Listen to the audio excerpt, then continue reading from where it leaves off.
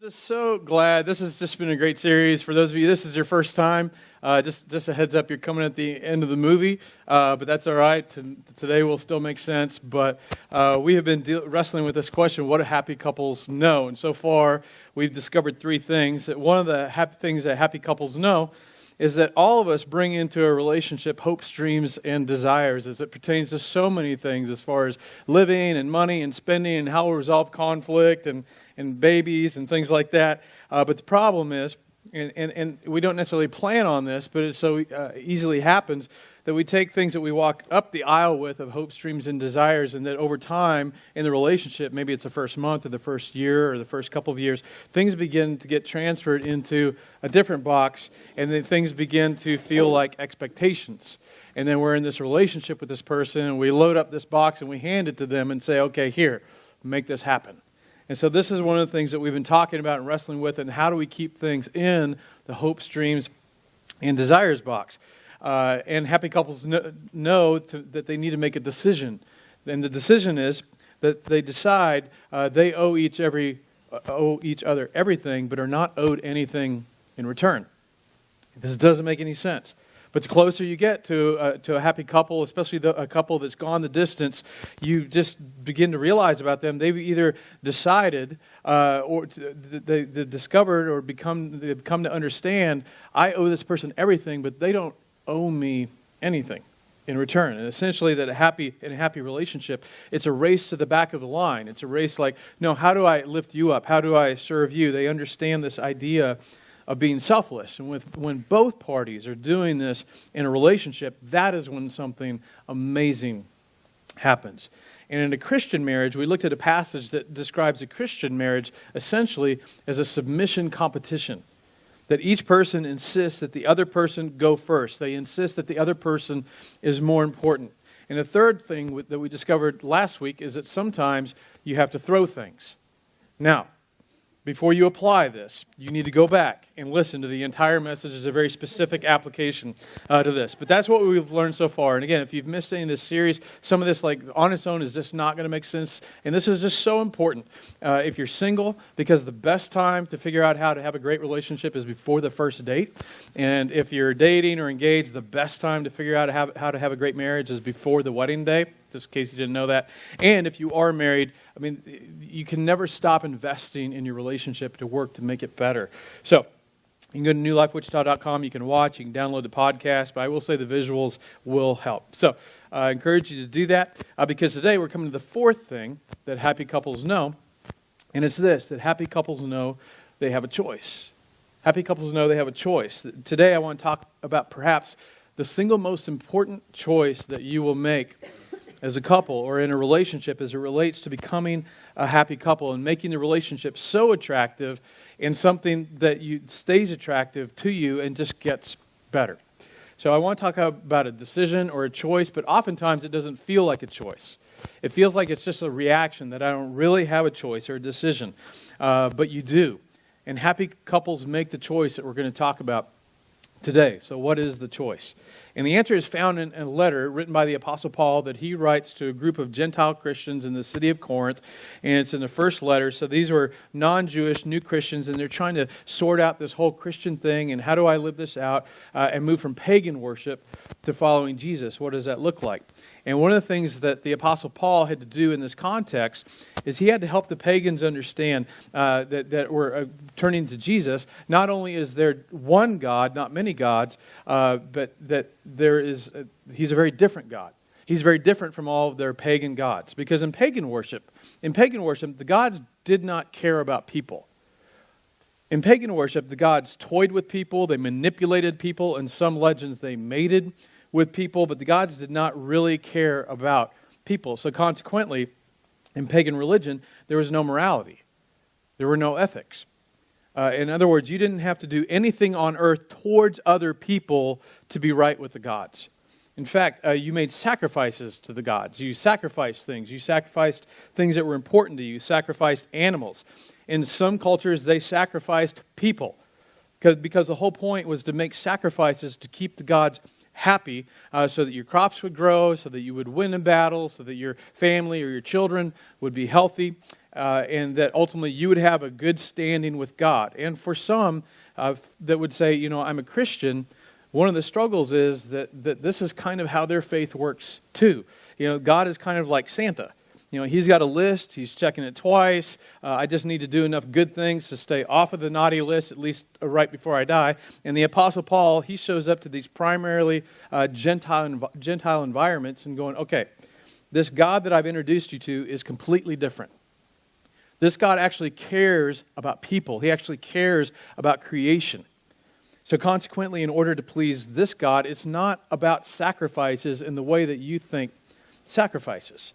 Instead, in order to please this God, you actually love the people around you. And the Apostle Paul introduces this radical idea that originated with Jesus, and it was the difference between a horizontal versus vertical religion.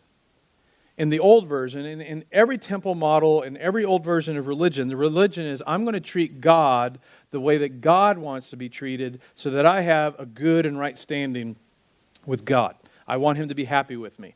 The new horizontal way, the Jesus way, the horizontal religion, I'm going to try to treat you the way that God has treated me. And He's shown lavish love and lavish kindness for me. So Paul, in this first letter, he's just finished telling these people that he's writing to, the way that you treat people is the number one manifestation of showing that you love God or that you respect what God has done for you or what He's called you to do. And what Paul writes, this is one of my favorite passages in the New Testament because it's so clarifying. It is so helpful. It is so practical. This specific passage has shaped my life. It absolutely has shaped my marriage and how I show love to Shauna and the way that she shows love to me. It's in 1 Corinthians. It's a very popular chapter. This chapter is so significant. I've just taught through it more times than I can count. Some of you had all or portions of this chapter read at your wedding. In fact, I unpacked this message just 6 weeks ago in a wedding I did in Kansas City. And I tell every couple before I do their wedding, if you were to ever memorize Scripture, memorize New Testament, there are two passages that I would, if you would memorize these and apply these in your relationship, you will have something amazing. This is one of them. The other, if you're curious, is 1 Peter chapter 3, verses 8 through 12. So I love this passage because Paul gives us a radical definition of love. That in the Greek and in the Western culture, there are different types of love, different forms of love. In the Greek, there were at least 8.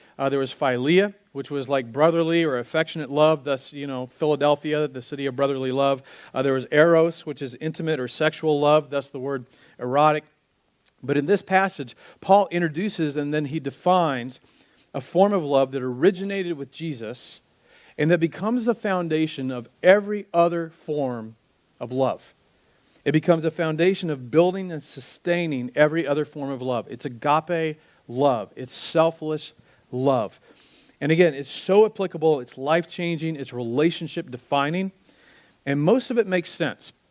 But there's one line in here, and if you grew up, you go into church, or grew up a Bible reader, you may have just blown by this, and maybe it didn't totally make sense, because if you actually look at it, it doesn't make sense. But in this line, we find the secret or the decision that happy couples make. So I'm going to walk through a bit of what may be familiar, and then we're going to get to this one line that doesn't make any sense, and then we're going to camp out on it for just a few minutes. He says, if I speak in the tongues of men or of angels, but I don't have love, I'm only a resounding gong or a clanging cymbal. Now, leading up to this verse, he just finished addressing to these formerly pagan Christians in their previous religions that they would have static utterances. Essentially, they would try to speak other languages, or so they thought. After Jesus departed this earth, there's what's called the day of Pentecost, and on this particular day, God showed up in an extraordinary way and gifted the disciples in Jerusalem in this particular moment the ability to speak in languages and dialects that they had not previously been able to speak, they had not known. And this happened more than once, but many of the pagans kind of grabbed a hold of this and said, well, this kind of lines up with what we're kind of used to in our religion anyways, because they were always trying to attempt to speak in the languages of angels or the languages of the gods. And so they would do this and try to do this. But he had just finished telling them, okay, there are varied aspects of the religious experience. There's different roles and gifts, but don't fool yourself. None of that is the main thing. None of that is the main thing. Even if you were able to tap into the languages of angels or gods or any of that, if you don't have love, it's just a lot of noise. That's all it is. He goes on. If I have the gift of prophecy, that is, I can tell the future and can fathom all mysteries and all knowledge. In other words, I can be the smartest person in the room. If I have a faith that can move mountains, whatever perfect faith is, I have it. But I do not have love, I'm nothing.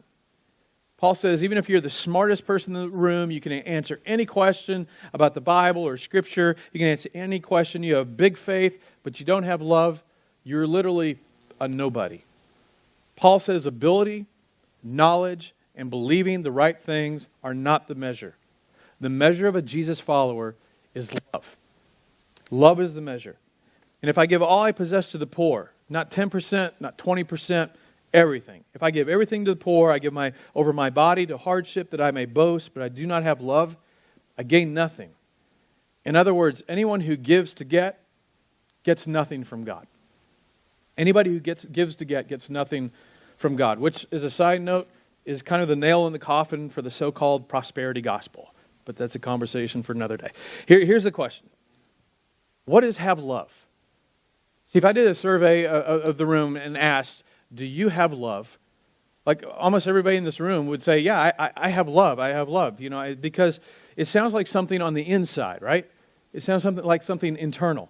So some sort of feeling. I feel warm and fuzzy, when I think of you. In a romantic relationship, when I look at you, when I look at my wife, I feel. It's like I have a feeling, I spend time with you. Baby, I have not lost that loving feeling. Or you have lost that loving feeling. Or I feel compassionate towards people who are going through a hard time. Or I feel compassionate towards that couple or towards those kids. I feel, therefore, I have love. And so Paul's trying to make clear to these first century former pagans and to us, these Christians, that it is bigger than that. It's bigger than an internal thing. It's bigger than feelings. And to achieve this vertical thing, God requires this horizontal thing, a very practical one. So he says, when I say have love, here's what I'm talking about. He's talking about stuff that you do. So he says love. The kind of have love that I'm talking about, love is patient. It means that I choose to put somebody else's hopes, dreams, desires, and needs first. I don't push, rush, or pressure you to do things my way at my speed. I choose to get in the back of the line. Love is kind. Kindness is, I'm going to loan you my strength for your benefit. Whatever it is that I could offer that can benefit you, that's what I'm going to do in a way that encourages, benefits you. Love does not envy. It's not jealous.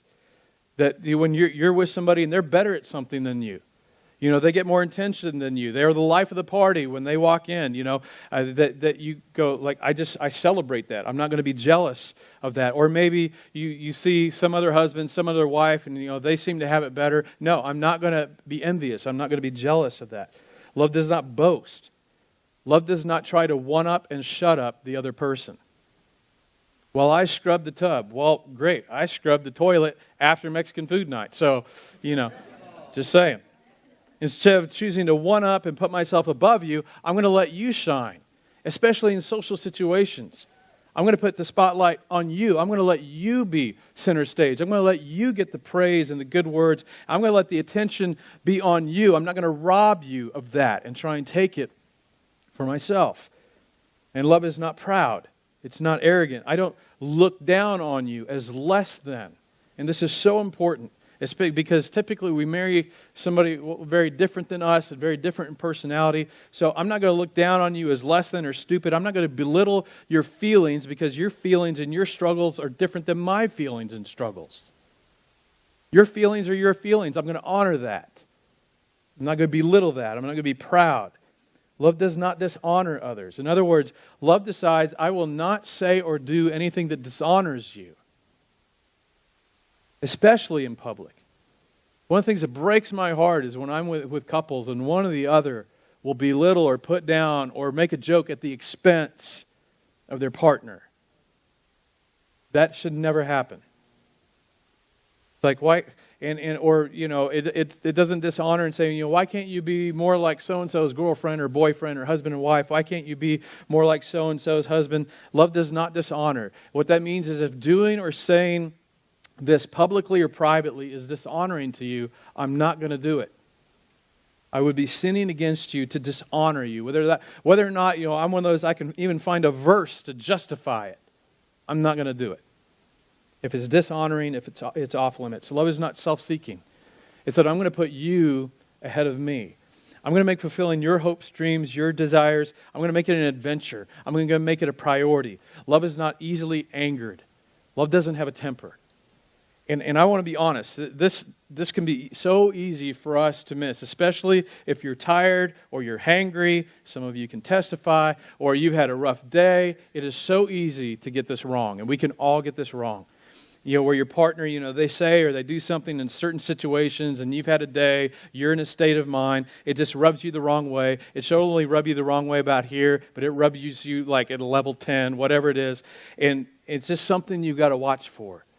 And when you get it wrong, you need to catch it as quickly as you can and own it. Because love chooses no.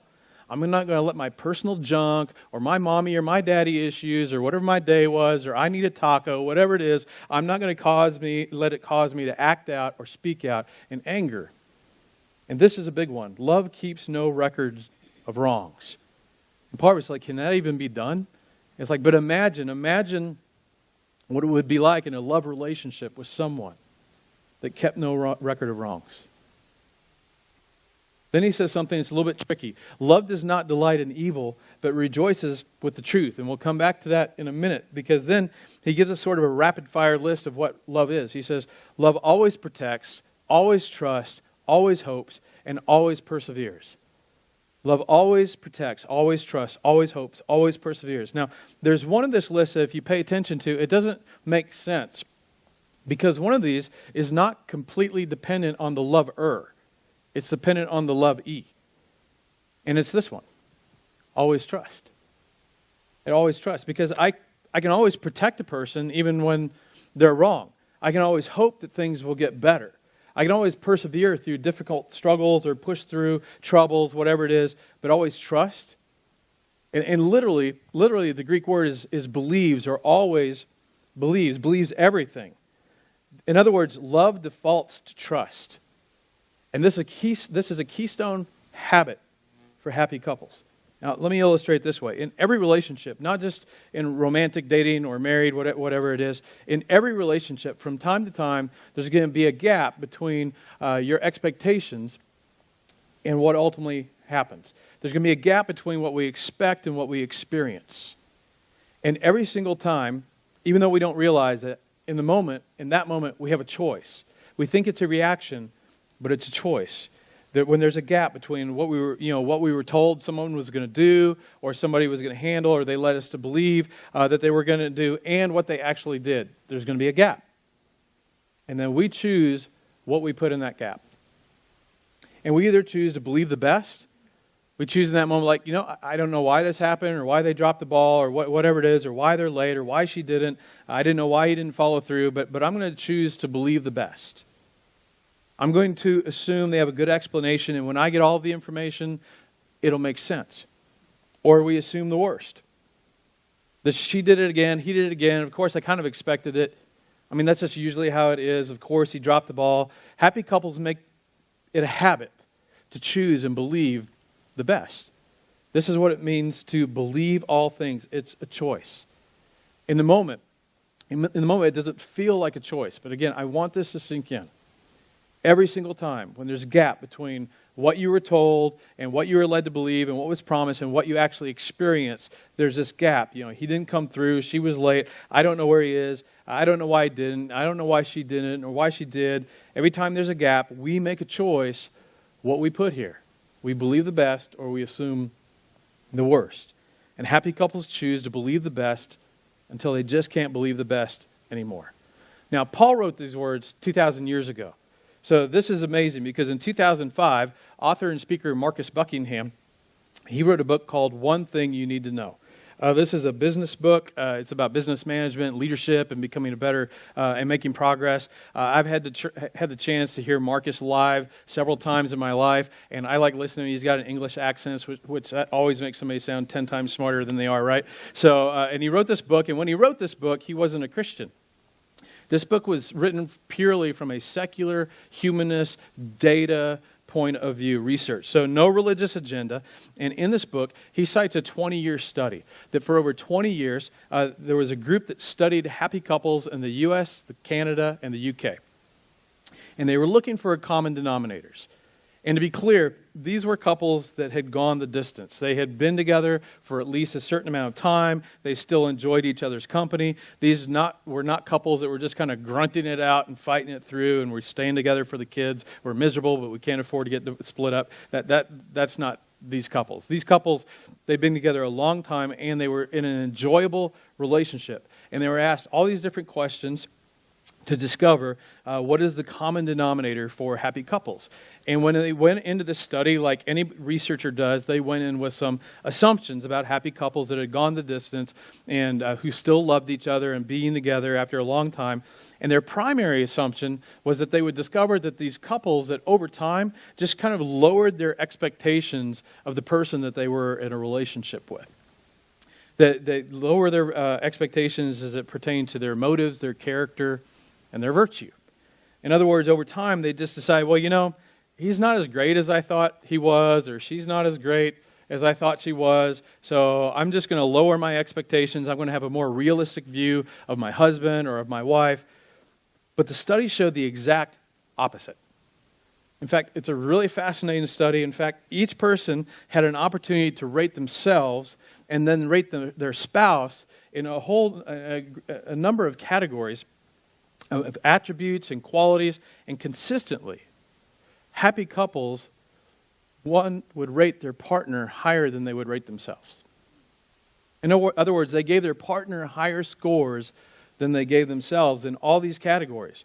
And they had, as it turned out, an unrealistic, positive view of the person they were in a relationship with. In fact, one of the summations of this study was love is actually blind. Because they seem to be blind to the deficiencies in their spouse and partner. And this positive view that they had toward the other person created what they termed an upward spiral of love. An upward spiral of love. And here's how it worked. Illusion created conviction or strong belief. Conviction led to security. Security fostered intimacy, and intimacy fostered love. So the illusion. She is the greatest on the planet. He is the greatest on the planet. It created this conviction. They believed it for so long, it actually became a conviction. Like, no, I don't just believe it like they are. Like, I know your spouse is great, but mine is better kind of thing. The conviction led to a sense of security. You know, because they're the greatest, because I believe this, I'm convicted they are the greatest, I feel secure in this relationship. There's a high level of trust. And high levels of trust always lead to intimacy. Why? Because of what intimacy is. Intimacy is the fearless reveal.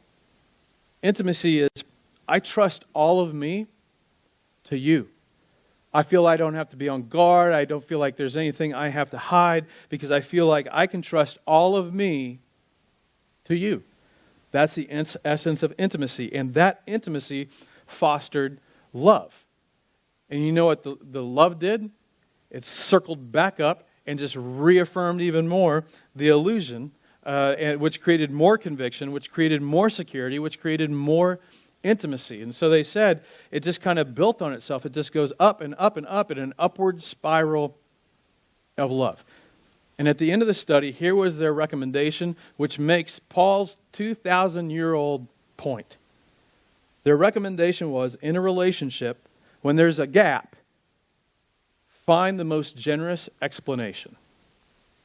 Find the most generous explanation. That when there's a gap between what I expected and what I experienced in your mind, come up with the most generous explanation for your partner's behavior and believe it.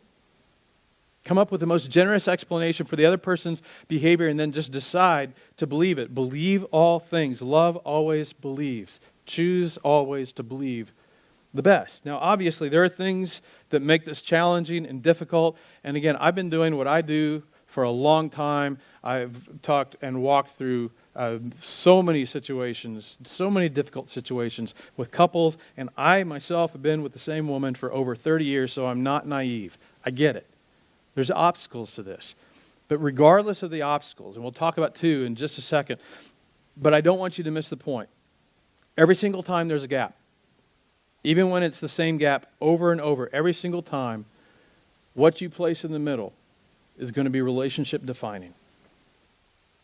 You decide what you place there, and you will either decide to believe the best or assume the worst. But whichever way you go, it is a decision, it's choice. And that's what I don't want you to miss as we wrap up this series.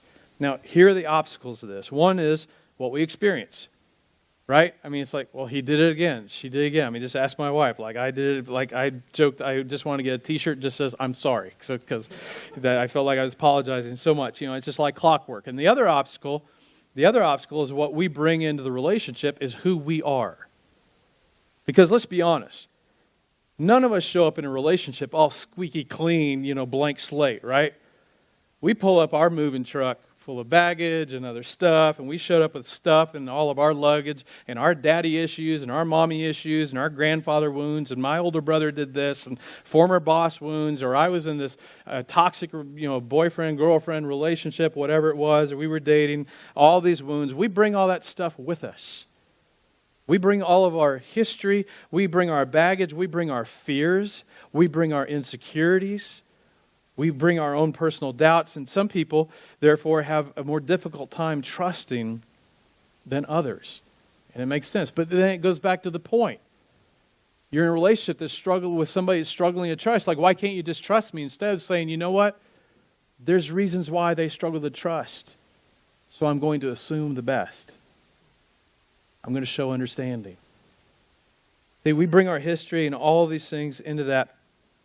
And because of just the baggage that we bring in, or fears or insecurities, there's certain things that can be said or done that trigger those insecurities, those behaviors.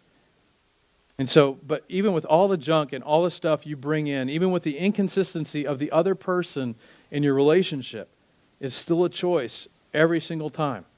And it just to dig a little bit more, suspicion is a self-fulfilling prophecy. What I mean is if you're in a relationship and your pattern is just to assume the worst long enough in a relationship, eventually you will find something to actually be suspicious about. And here's why. Because this other person, when they're in a relationship where there is low trust, they're walking on pins and needles all the time. When you're in a relationship with a person, you just kind of feel like he or she is just constantly looking for you to do something wrong and for you to trip up. You're never at ease. You're always careful. You're always guarded. You're so cautious. And you'll just be so controlled in your behaviors and your words that it will appear that you're up to something, even though you're not. And it sets the other person up to do the very thing that you fear they will do, though they never had any intention of doing it. Because suspicion and low trust in a relationship is almost always a self-fulfilling prophecy. It sets the stage for the very thing you fear the most. And that's why you need to pay attention to who you are, not just what the other person is doing. In fact, I can't tell you, every single couple that I ever worked with, and I really don't do marriage counseling anymore, but back in the day, I would meet with these couples, but the very first meeting, I would tell them, I'll agree to meet with you on a weekly basis, but here's the thing you have to commit to, one of the things. And one of them was that you're going to stop looking and pointing the finger at the other person in this relationship, and you're going to start looking in the mirror. Even though it may be totally lopsided and whatever kind of presenting situation was coming into the room, we each bring something that is either going to continue to be part of the problem or part of the solution. But it begins with looking in the mirror.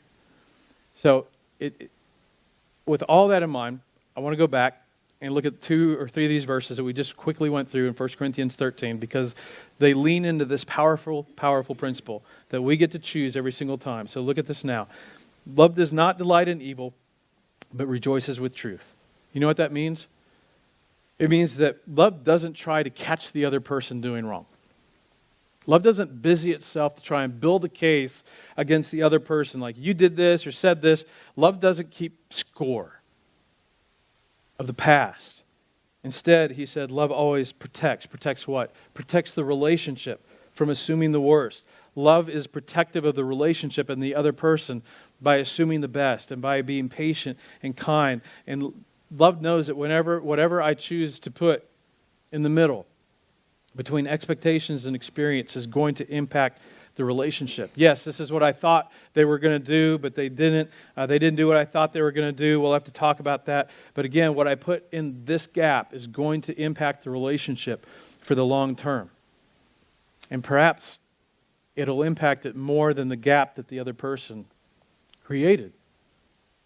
Then he says, love always hopes. Love trends positive. I'm just not going to allow myself to get in this pattern of going negative. And love always perseveres. That there may be some doubt, there may be some negative, there may be some struggles and challenges. There may be some things from the past that come roaring in to the future. We're facing difficulty and challenge. But love decides, I'm going to persevere. I'm going to fight alongside. I'm going to take my cues from my Heavenly Father, His love to me that says, with all of your junk and all of your shortcomings and all of these other things, I took action first because I love you. I'm going to continue to love you. Never will I leave you. Never will I forsake you. My commitment to you is forever.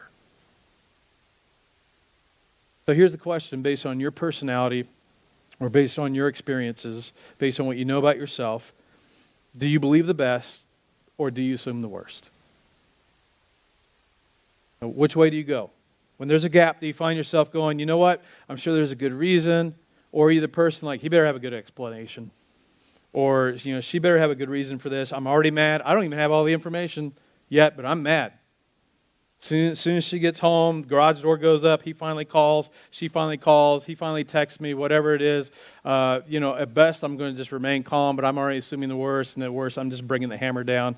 They're quickly going to discover how unhappy I am. Which way do you go? And I just want you to know, regardless of who you're in a relationship with, and regardless of the dynamic, and what he's like or what she's like, it's your choice every single time. And I know you want to push back. Go, Chad, yeah, but, this and this, all these yeah, buts. I get it. But I'm telling you, it's always a choice. Besides, what are the options? Because here's option B. Option B, delight in uncovering mistakes, thrive on speculation, assume the worst, and embrace doubt. Now imagine sitting down with your future or your current kids, and they're older, about to get married, and you're going to give them advice about moving into marriage and a permanent relationship. Honey, you just lay a trap. He'll step into it eventually. And you just go, I got you. I knew this was going to happen. I knew you were that kind of person. Or just be looking for stuff. And as soon as they trip up, you tell them, gotcha. Here's what happy couples know. When there's a gap, and there's always going to be gaps, you decide what goes in the gap. You always decide. And you're always going to come out better if the pattern is to lean towards, I'm going to believe the best. So here's your homework assignment for those of you that are coupled to just do for a week and just decide. Even if it's 9 times out of 10, even if there's no good excuse, he did it, whatever, just for a week, decide, you know what, before I get all the information, before he calls, before I get a text back, whatever it is, before we get together tonight, I'm going to come up with a generous explanation. And I'm going to choose to believe it. I'm going to choose to believe my own generous explanation for his or her behavior, and I'm just going to do this for a week. Then after that, I can go back to being angry. But for a week. Because here's the objective reality. Our hearts, and ultimately our behavior are drawn to trust. The people that we want to let down the least are the people that we feel like they believe in us the most, right? Like people that we look up to and admire, and we just feel like no matter what, they just believe in us. Like we don't want to let them down. And when you create an atmosphere, that defaults to trust and believing in, you create an environment of high acceptance. And you create an environment that actually motivates the other person to try and become as good as you apparently see them. I mean, it's amazing how this works. And I'm telling you, I have experienced this firsthand in my life. I am convinced that my wife is the best wife on the planet. I know you dudes got great wives, but I'm just telling you. And the reason why is because we've been in this relationship, and especially the early years, like high level ADHD, should be on Ritalin all the time. That's ready, fire, aim. That was my standard. And my wife, a woman with a plan. There's details. There are rules. There's black and white. I'm like, what suggested speed limit? It's just what, And the thing is that she got into this pattern where initially it was harder. It was hard to not take things personal, where she asked me to do something or told me some information, and I walk out of the room, I've got the memory span of a gnat, and 2 minutes later, what were we talking about? What were we fighting about? That's never a good thing. And at first it was hard to not take personal, and then she discovered it's the way my brain works. And over time, she became more gracious. Instead of coming at me like you don't care, or I don't matter, or I've told you this 1,000 times. I mean, all these things that she rightfully could have done. She instead began to be gracious. She began to help do things to help me remember. And so you know what this motivated me to do? It motivated me to want to be a more remembering individual, more sensitive to the things that were important to her, because she was gracious to me. So I'm Post-its everywhere. Even this morning, I committed to do something. I had a Post-it on the garage door. So as I walked out, I'm supposed to do that. Her love motivated me to do that. She assumed the best instead of assuming the worst about my character. So that's just one snapshot of how this works. Because when you create this atmosphere, this amazing thing happens. Now, does this mean you don't ever have difficult conversations or conflicts that you have to resolve? Of course it doesn't. You still got to work through this. You have difficult conversations. But at the same time, when it's over, and you talk about it, you go right back to it. Because the past is the past. I'm not keeping score. Even if the last 10 out of 10 times you dropped the ball, there was no excuse, this 11th time, I'm going to believe in you. I'm going to come up with a generous explanation. I'm going to choose to believe the best, because that's what happy couples know. Let's pray. Father, I thank you so much that we have what we do have of the New Testament writers, Paul's writing, that we get this opportunity to have this definition of love. And I pray for every one of us in this room, in all of our relationships, to have this kind of love, but especially in our romantic relationships, our marriage relationships, Father, that you would help us to have this kind of selfless love towards one another. And God, we need your help, because it's left to ourselves, it's just not going to happen, because we're just naturally selfish. So Father, I pray for everyone in this room, for those that are not yet in a relationship, that you would take this in this series and just shape them and prepare them for something even greater than they would have had. For those that are in relationships, Father, and I know there's so much to their stories, but it's no surprise to you.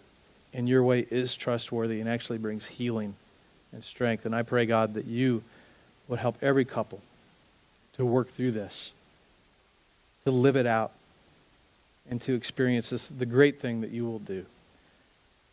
I pray all of it in the name of Jesus. Amen.